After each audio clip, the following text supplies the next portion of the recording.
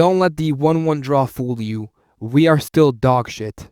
It's been a little over a year since I made my last video on the Bosnian national team, and it was when we played Luxembourg, lost 4-1, and finished our worst ever qualifying campaign in history. Since, there's been a lot of changes, and I haven't notified you on any of them because I've just been a little bit tired of covering the Bosnian national team. Can you blame me? We lost to Ukraine in the playoffs. We had some very stinky friendlies in June. And in between that, we also got Sergej Barbarez assigned as the manager of the national team. Along came a lot of other Bosnian legends. Emis Bahic is probably the biggest one. And with renewed hope and a lot of new players being brought in, a lot of those players I had mentioned in my previous videos of the ones that the youth prospects undeclared of Bosnian national government. I don't know what to title it. Again, I don't want to take credit for it, but I'm pretty sure Sergej Barbarez or Emis Bajic saw that video, so, no need to thank me. Jokes aside, genuinely having someone like Nikola Katic get brought in, despite the fact that I thought it was over and finished. Same goes for Gigovic, where I remember saying in a video that's probably over. Clearly not. We actually ended up getting him in. Same goes for a lot of these other guys. That's what I mean. It's absolutely huge, beyond huge even. This video is pretty short because there's not much to say. I can sum it up in 3 words. We are ass. The usual excuses that come with me saying this are, we are still in a rebuilding phase, and it's Germany and Netherlands and Hungary. We were always gonna lose. And I hear it, but also I don't think you understand what I'm trying to say here. Sure, Germany, the Netherlands, and even Hungary, much better teams than us, were obviously going to beat us. Hell, if we had lost all 6 games, hadn't drawn a single one, I think that would have been fine. However, it's not about losing, it's about the way in which we lose, and it is one of the saddest and most hopeless things I've ever seen. We showed some resistance against the Netherlands both times, once against Germany, and that's kind of it. And by resilience, I mean we scored a scrappy goal through Dzeko and Demirovic, who, by the way, may I add, are only scorers in the Nations League this, season. The rebuilding is just such a dumb argument.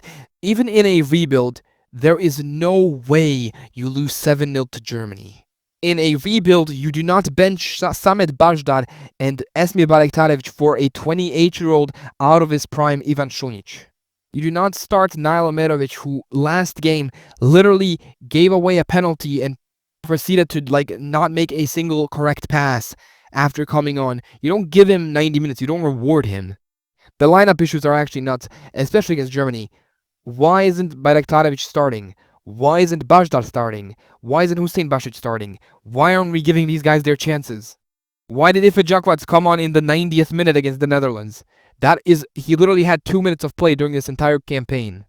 Nedelchuk was taken away from Sarajevo, brought into 2 countries, and then just not to play a single second. And also, that's more surprising because we didn't actually have another true center back on the bench. And you know why?